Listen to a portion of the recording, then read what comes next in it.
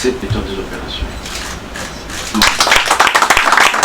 L'échange des signataires entre le ministre des Finances, Sélé Alagouli, et le directeur des opérations de la Banque mondiale, Jean-Christophe Carré, a marqué la mise en route des 2 accords de crédit et des dons de l'Association internationale de développement via la Banque mondiale pour financer le projet d'urgence pour l'équité et le renforcement du système éducatif en RDC. Le leitmotiv de ce mandat du président de la République, c'est d'assurer la gratuité de l'éducation à tous les enfants congolais.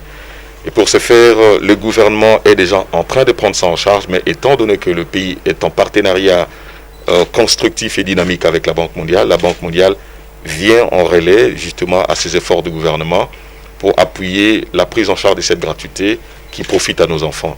2 accords de financement qui portent sur un don de 444 millions de dollars américains et un prêt de 356 millions de dollars américains.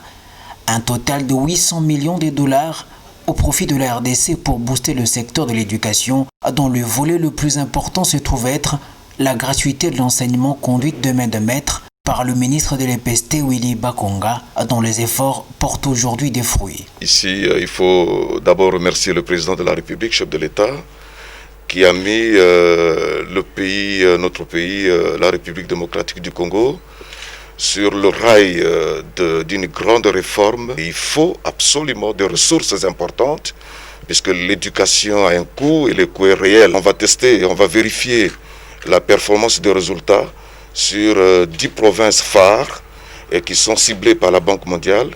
Et nous, c'est le moment d'ailleurs de féliciter la Banque mondiale pour cet appui et surtout pour la collaboration. Un financement qui s'étend sur 4 ans. Réponse de la Banque mondiale à un besoin clairement exprimé par le gouvernement congolais.